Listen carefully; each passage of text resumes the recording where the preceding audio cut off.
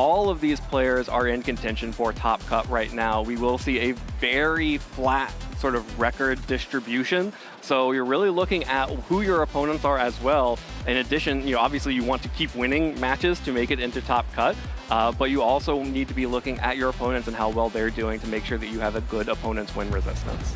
Yeah, for anyone who's not familiar with this too, the wins don't carry over from day one, so it's the 5 matches today, and we'll see both these trainers doing one of their 5 matches right now.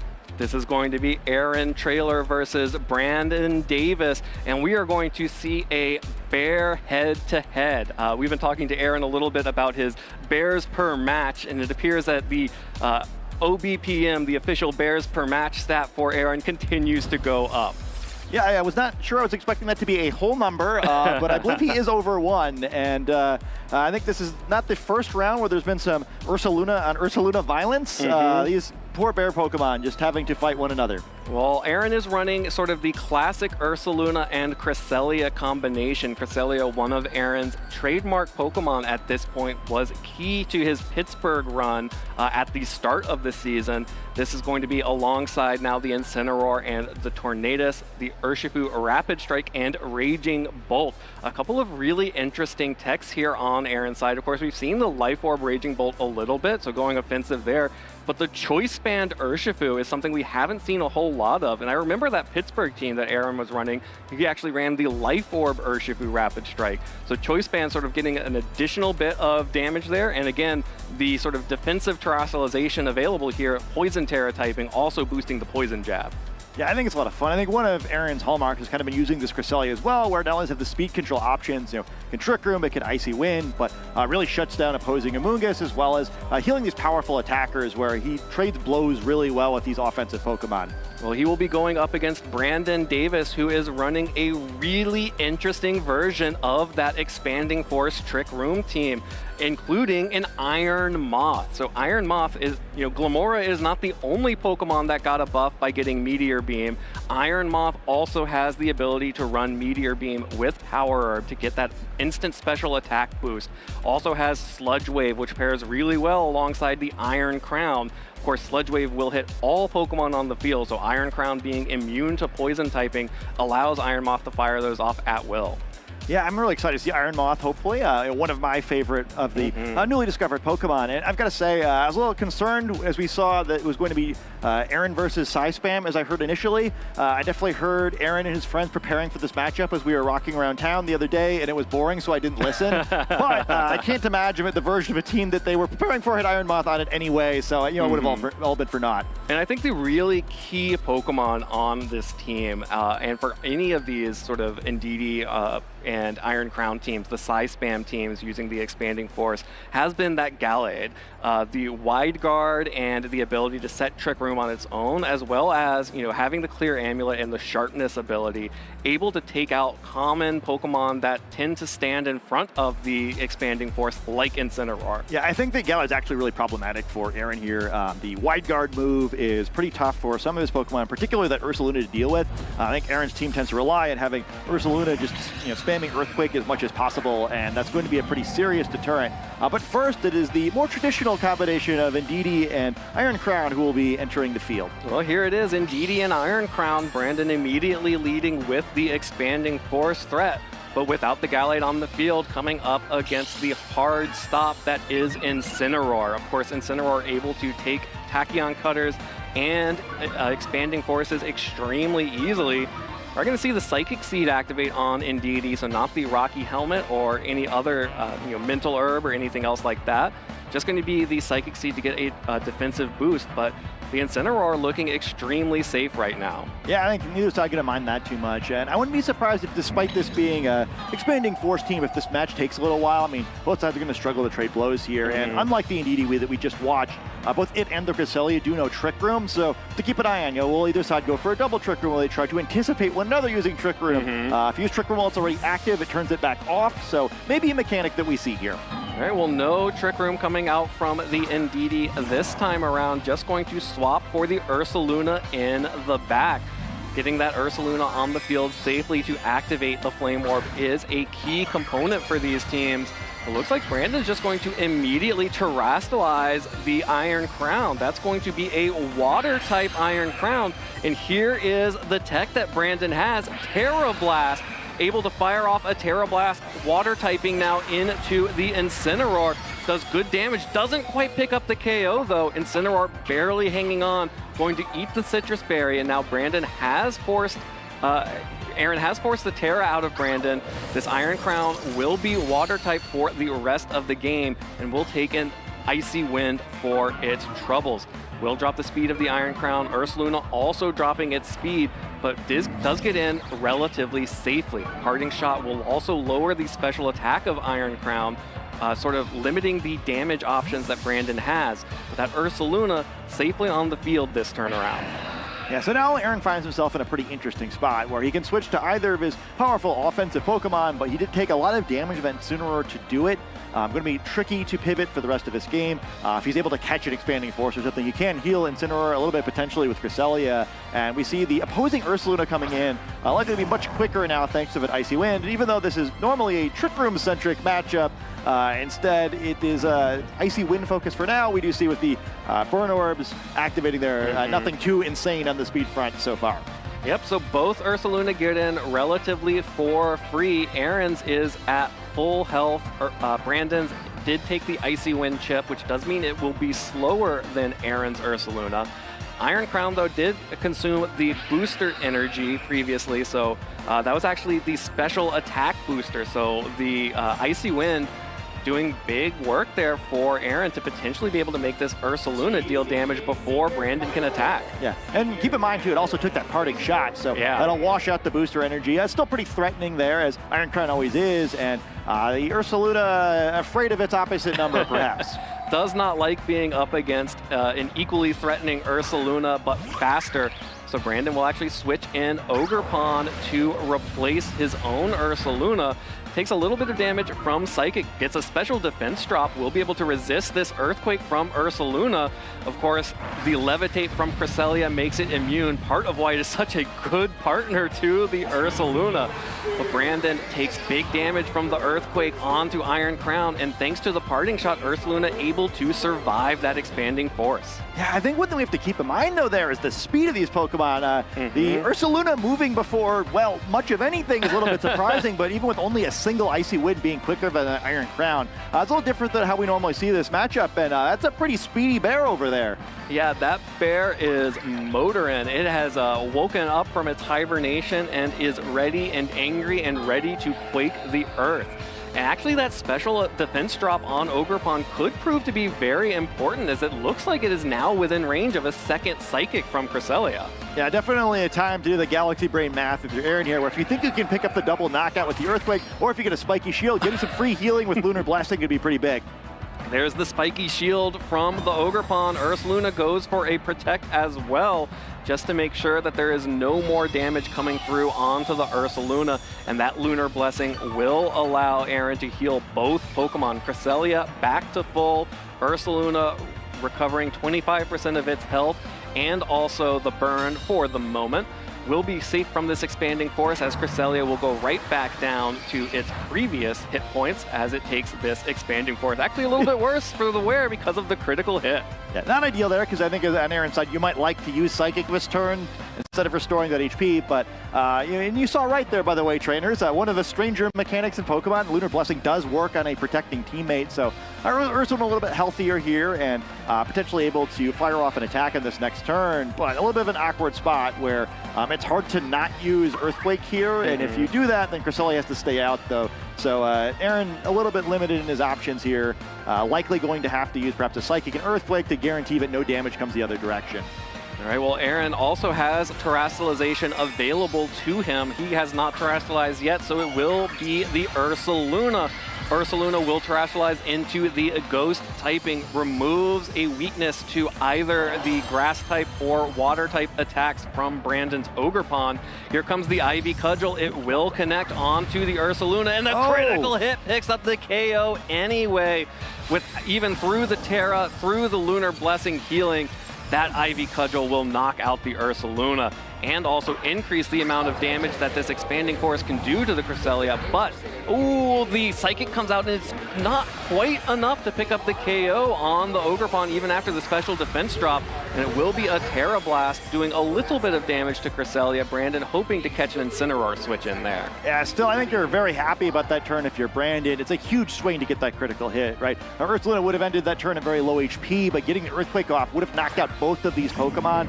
Instead, not only is the Terastallization committed, but with Ursaluna no longer on the field, Aaron's in a tough spot, losing one of his big offensive Pokemon, though we do see that he has another one in the back. Yeah, there is still big damage in the form of Choice Band Urshifu in the back.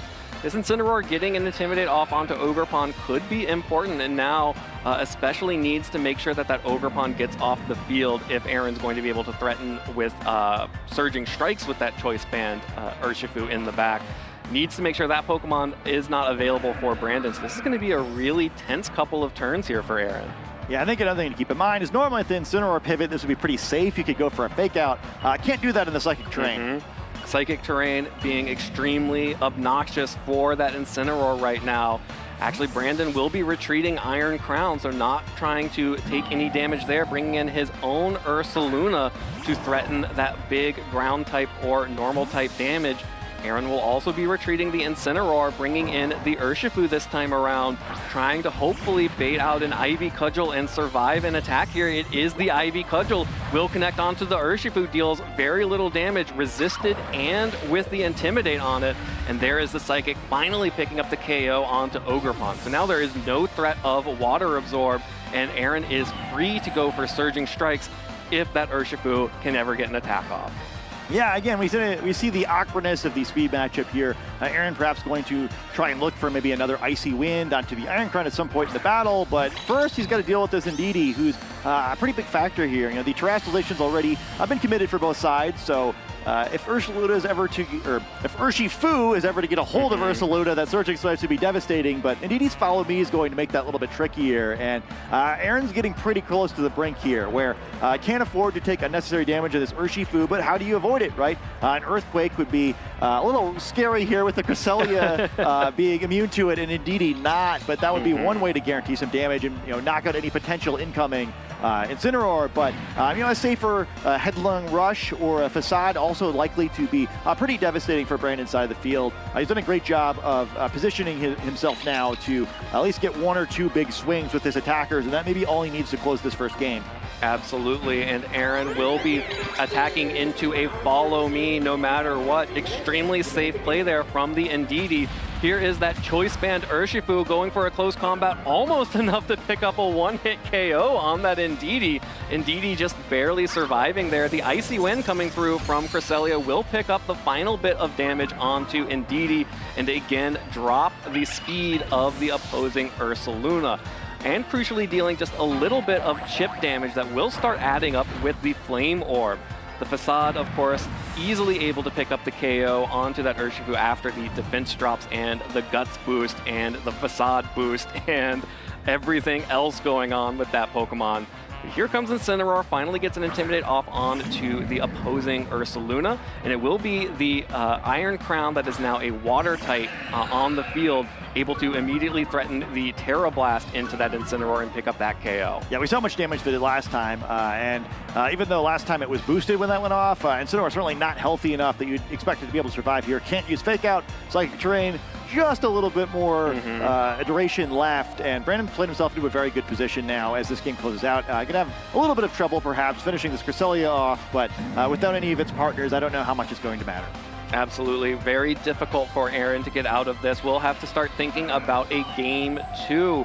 Brandon able to, make the most out of everything that he had on his team. Iron Crown showing the Water Terra Blast, dealing big damage to Incineroar, but not quite enough to pick up the KO. Really important information for both players heading into game 2, as well as Aaron showing that he wanted to go with Icy Wind speed control. Brandon not going for the Trick Room as well. You may see some adjustments there, as Iron Crown will start cleaning up this game, picks up the KO onto Incineroar with Terra Blast. Cresselia's Psychic will connect with the Iron Crown to do a little bit of damage, but still not enough to pick up the KO. And the Facade from Ursaluna will go ahead and finish things off for Brandon here in game 1. So Brandon advancing 1-0 heading into Game 2 of this round 13 here in Vancouver. Pretty weird game, I think, for both sides to try to adjust to now, where I don't know if they learned all that much about one another, other than, Traylor's Ursaluna definitely on the speedy end, which I think is predictable a little bit with this team composition, and just weird to reset after that one. Brandon probably very happy to pick up the dub. I think without that critical hit, probably the game goes the other way, but I think this is not a team you want to be down 1-0 to. There's lots of different lead combinations that could potentially get an early advantage for Brandon, as well as just the odds of something like that happening again. There's so many devastating attacks where one critical hit can really easily flip the result of the game. Absolutely, and here we see the Terra Blast from the Iron Crown. Even with the booster energy, still not able to pick up a one-hit KO on that Incineroar. The Earthquakes coming out from Ursaluna on Aaron's side were dealing good damage, and Aaron was able to weave in a Lunar Blessing to get that Pokemon back up to relatively healthy position, but not able to actually finish off any of Brandon's Pokemon because of this critical hit on the Ivy Cudgel, taking out a major offensive threat. Aaron worked really hard to bring it back with the Choice Band Urshifu, but was not able to actually pick up any of the big KOs that were necessary to make that happen.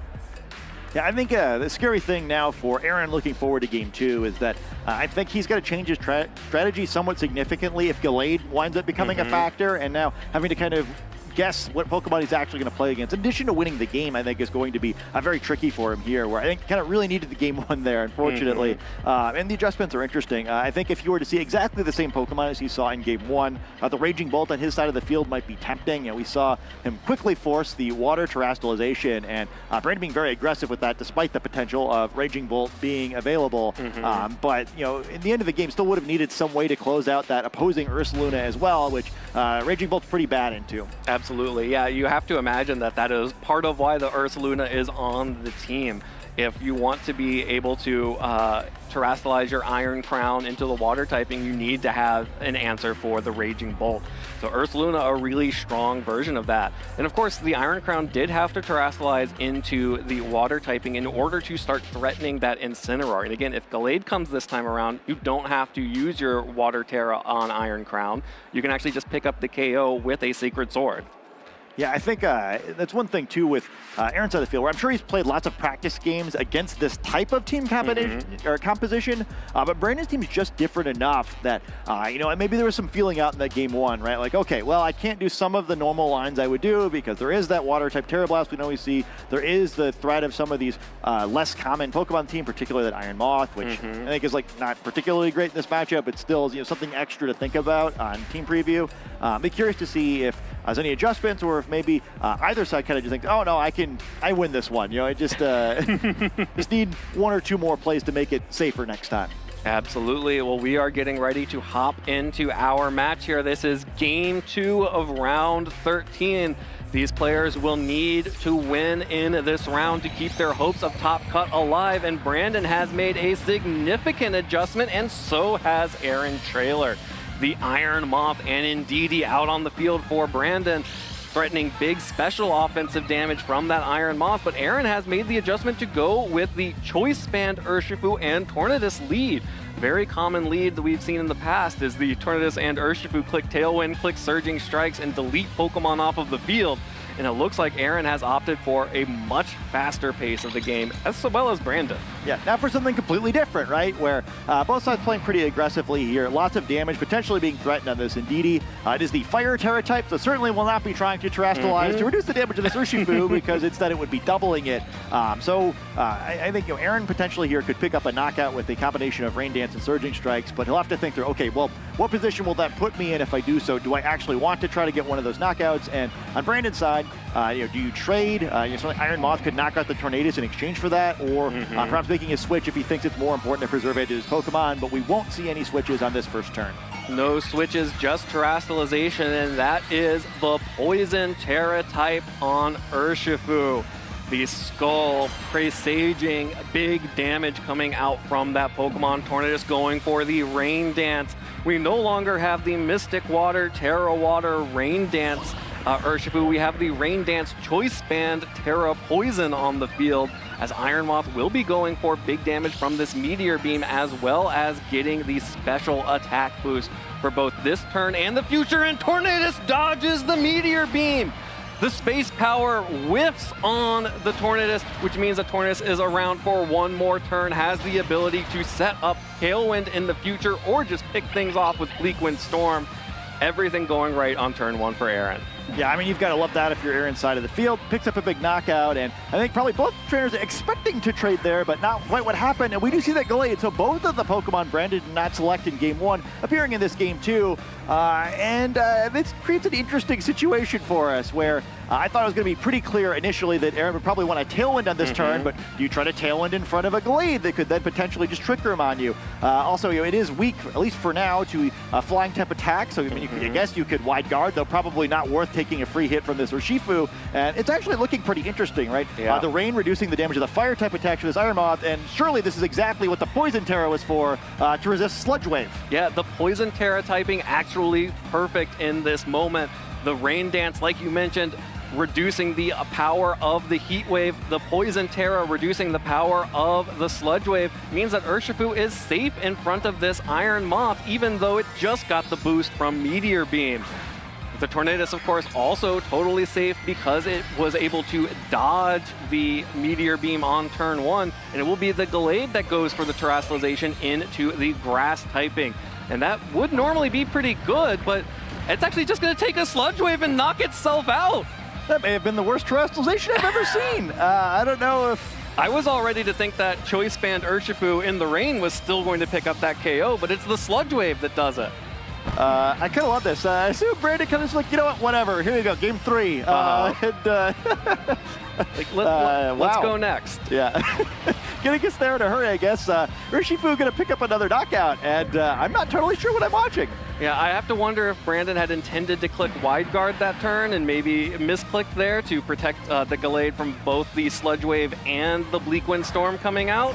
But unfortunately, that is not what happened, and that means that this Ursaluna is just in front of the scariest possible Pokemon that it could be right now. Yeah, this seems bad. I do not think that Ursaluna likely to make that 1v4. Unfortunately, doesn't have any teammates to help knock it out, but Brandon instead will lock in the forfeit, and we're going to move on to Game 3, and perhaps the fastest fashion I have ever seen. All right, well, Game 2 happened, and let's move on to Game 3. The interesting thing about Game 2 is that was an extremely different look from both players. Aaron showing the Choice Band, Urshifu, and Tornadus lead, and Brandon did at least try to show off, the Iron Moth mode for his team.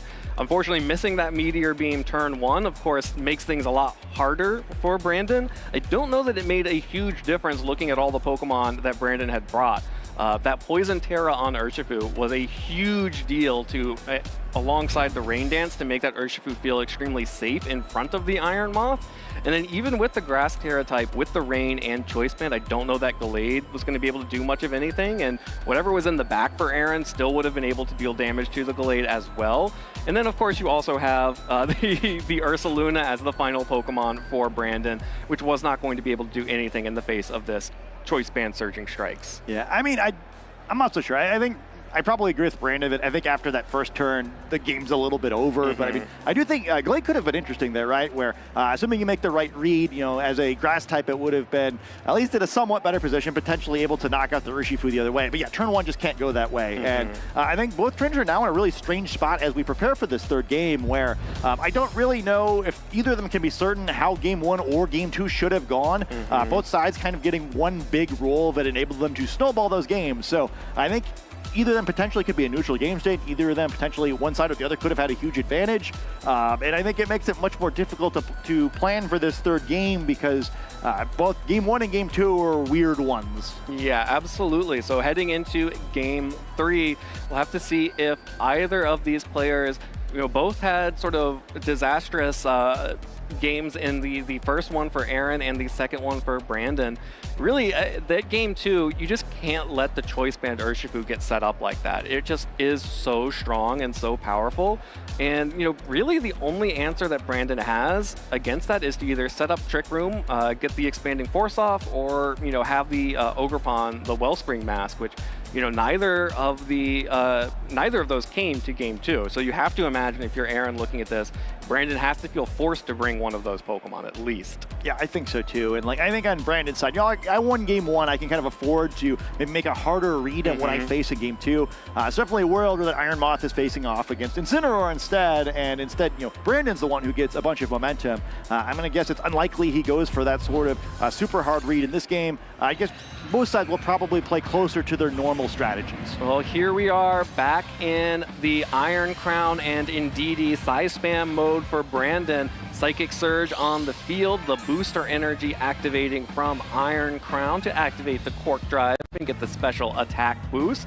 And it will be the Psychic Seed activating on the Indeedee side to get the special defense boost for that Pokemon.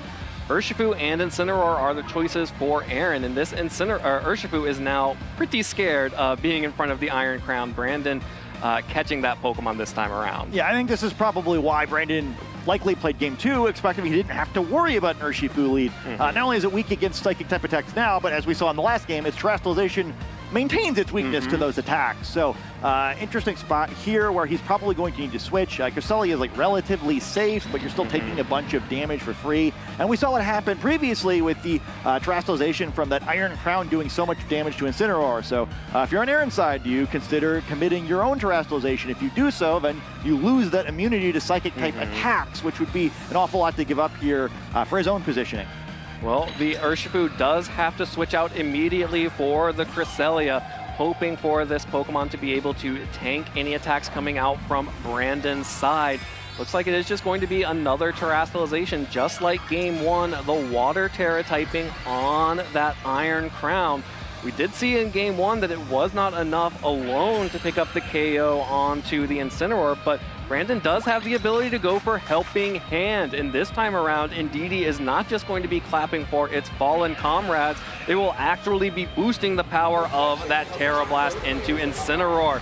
And with the boost of the Helping Hand, picks up the KO, one-shots the Incineroar, it goes down, and that is a major pivot piece off the field for Aaron. A really impressive start to this game for Brandon, showing the power of his version of this team, where we don't always see the Terra Blast, and adding up to pick out a critical knockout on the format's most powerful Pokemon, perhaps the most used Pokemon today. The flip side is it does let Aaron position. We often see this with Tailwind teams, this time perhaps with a Trick Room team, where getting the attacker in for free, Ursaluna could protect here, while Cresselia either goes for an Icy Wind or a Trick Room to try and get control of the speed. But we also, again, don't know Brandon's Pokemon. Last time it was that Ursaluna, which is slower than Aaron's Ursaluna. Makes Trick Rooming very dangerous. With the Protect here, Brandon kind of playing the safe, scouting out what Cresselia might try to go for on the speed control side, as Ursaluna does Protect to activate that orb. There is also the potential for a double Trick Room here. That will not be the case here, as Brandon actually just goes for a little Dazzling Gleam action onto the Ursaluna and Cresselia. Deals a solid 18 damage to Aaron's Cresselia, as Aaron is able to get the Trick Room up this turn. So the Trick Room maybe not the best for Aaron in the long run if the Ursaluna is in the back for Brandon, but at least for this first turn, we'll have the speed advantage with the Ursaluna. Yeah. Now winds up with one of the most entertaining and awkward situations you can, where both of these Pokemon have Trick Room. Both players could potentially decide that Trick Room is or isn't advantageous for them, and if perhaps either both of them make the same choice, or Aaron's trying to defend his Trick Room, try to anticipate the opposing Trick Room and use it again with Cresselia to keep it up. Also with Iron Crown having just used Protect, this seems an important opportunity for Aaron to get a bunch of damage into that slot. Would likely have to use Earthquake here rather than the Facade, because Iron Crown still has that Indeedee next to it that can protect it with this Follow Me. Yeah, unless you make a hard read that Brandon will be going for a Trick Room, you do need to use the Earthquake, but Brandon goes for Follow Me. Indeedee is protected from the Facade damage. And getting a one-hit KO on the Indeedee is a big pickup for Aaron, but this Expanding Force deals big damage to Ursaluna, and Cresselia has just reset its own Trick Room. So things are a little bit awkward here, but I mean, there's a world where this makes sense, perhaps expecting an Ursaluna switch or a Trick Room. Either situation, you don't want the Trick Room active for Aaron. The problem now is he's going to have to try to find a way, either with Ursaluna or with the Urshifu we've already seen, to get the speed advantage against this Iron Crown in order to knock it out. And Galad's going to make that tougher right, threatening some damage the other direction, as well as, again, keeping the threat of a Trick Room from Brandon on the field. Absolutely, and you can just see Aaron checking the turns of Psychic Terrain remaining. With Ndidi off the field, that does mean that there will be no more Psychic Terrain after it expires in 2 turns. But it's going to be very difficult for Aaron to survive himself for those remaining 2 turns. Ursaluna going to try to make the most of it, going for a Protect, as Gallade just goes for a Wide Guard to avoid any kind of Earthquakes coming out from Aaron's Ursaluna. Instead, the Expanding Force coming out from the Iron Crown will hit the Protect onto Ursaluna and deal a little bit of damage back to Cresselia, which we already saw had locked into Lunar Blessing. Just trying to get as much possible health back onto that Ursaluna and set up for, potentially a 3rd Trick Room to try and sweep against that Iron Crown, because as it stands, there's not really a lot for Urshifu to do if it has to come back in. Yeah, sort of an interesting spot. I think that Wide Guard's also especially challenging for Aaron here. You're thinking about it stopping Earthquake. It also prevents Icy Wind. I think the stablest form of speed control here would be try to land an Icy Wind, get these Pokemon slower, and then bring Urshifu out to try to close the game. Gallade, even though it didn't wind up actually doing anything that turn, is stopping the potential for doing that. And healing Ursaluna here doesn't really matter, right? It's still an Expanding Force knockout range, so Aaron's still going to position a little more. Maybe he's in a position where he's so far down, you go through the double Protect or something, but Brandon's played this one really well. He just needs one more play to close this one out and probably move on to top cut, at least very drastically increase his chances, and the Protect doesn't make it. Yeah, Aaron goes for the double Protect, but does not get it. The Expanding Force will pick up the KO onto Ursaluna and deal more damage back to Cresselia. No Wide Guard this time around coming out from the Gallade, which means that Cresselia will be able to fire off a Lunar Blessing and heal itself up, but misses the opportunity to go for an Icy Wind. Instead, Gallade just going on the offensive with a Psycho Cut to go ahead and remove the health that Cresselia was just able to get back. Now, the good news for Aaron is he has stalled out that Psychic Terrain, but with likely a speed disadvantage here, and also 2 Pokemon that are threatening a ton of damage into that Urshifu slot, I'm not sure how much is going to matter. Yeah, unfortunately, this Urshifu is going to lose to both the Gallade or the Iron Crown. Either one could pick up an easy KO onto Urshifu, even without the Psychic Terrain on the field. Just going to be very difficult. It'll have to rely on Cresselia to make anything happen here, and I don't think Cresselia has it in it. Actually, the Urshifu is the fastest thing on the field even without the Icy Wind, so we'll be able to pick up the KO onto the Gallade. That's a big knockout, but now forced to use Water-type attacks for the remainder of the game against a now Water-type Iron Crown. And without seeing the 4th Pokemon in the back, which could be the Ogerpon. Instead, just the Expanding Force, no Psychic Terrain, but still plenty to pick up the one-hit KO onto Urshifu. That super effective damage doesn't need the boost to pick up the KO on the fighting type Urshifu. So here is that Icy Wind just doing a little bit of chip damage onto Iron Crown, lowering its speed, and the final Pokemon coming out will be the Ursaluna in the back for Brandon. And that will be plenty of offensive pressure against the Cresselia. Aaron going to run away, concede game 3 here as Brandon Davis taking the win here and moving on in our tournament.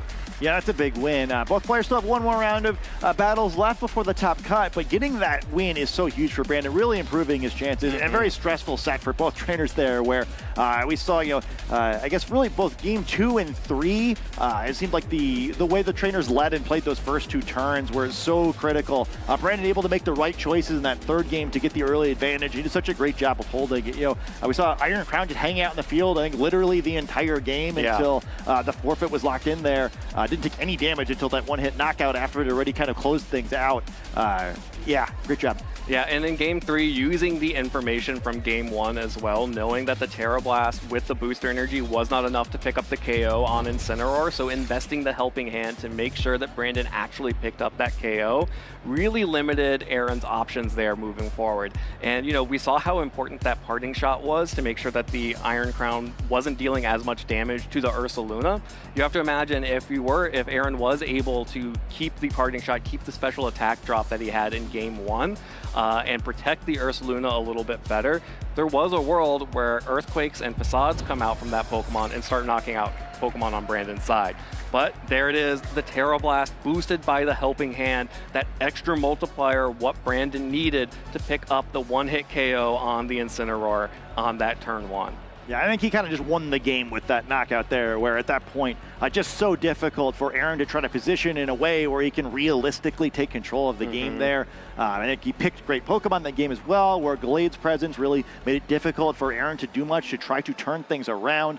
I think it was just very smart. And on Aaron's side, you see what he was going for there as well, right? Where sneaking Urshifu in to win that second game was very clever, and Brandon obviously wasn't expecting it, and perhaps was a little greedy to go for it again in the third game, where starting off with a weaker board position was just too much for him to overcome.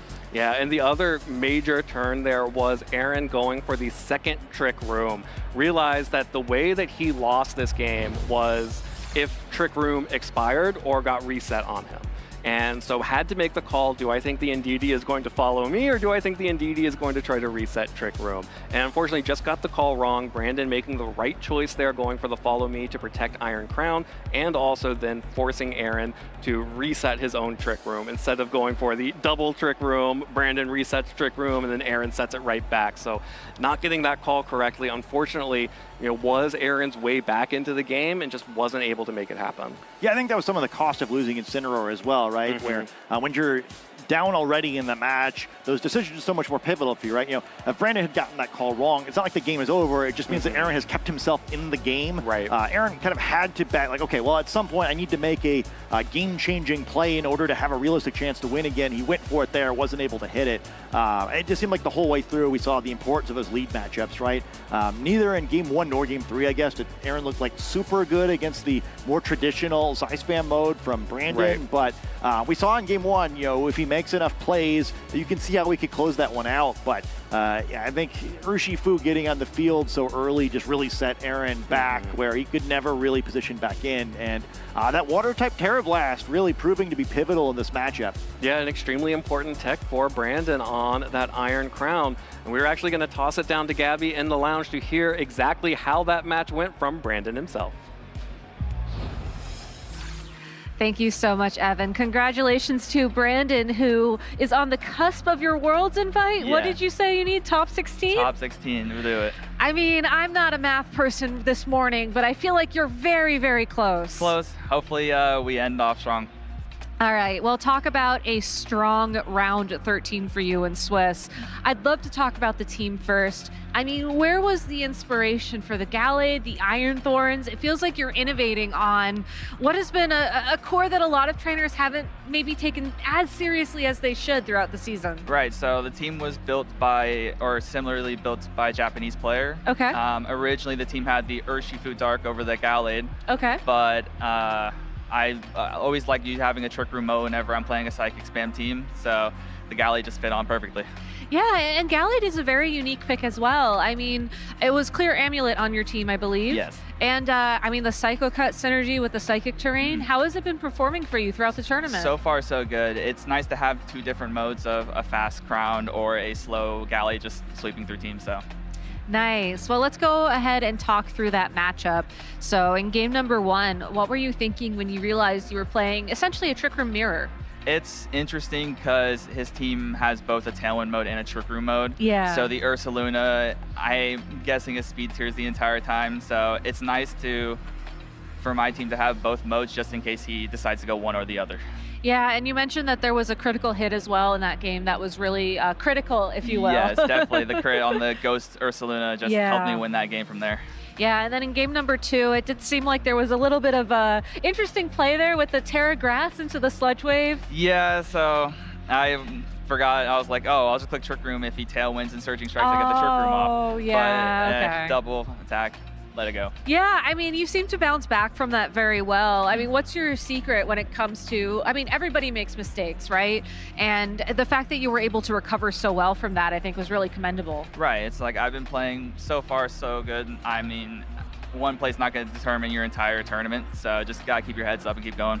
Yeah, well, you kept going all right, straight into that game number 3. What moment stood out to you as the moment where you felt like you were sort of in control of the rest of the match? It felt good at the start. The helping hand water Terror Blast, knocking out the Incineroar so he doesn't get the free pivot into Ursaluna was really helpful. And then having Gallade as an option in the back really helped out as well. Nice, nice. Well, you mentioned top 16 locks in your Worlds invite.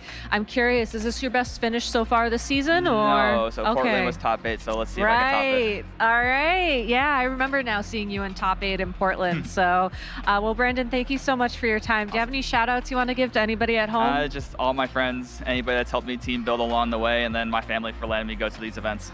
Nice. Well, congratulations. Thank you so much for your time. Thank you. Casters, back to you.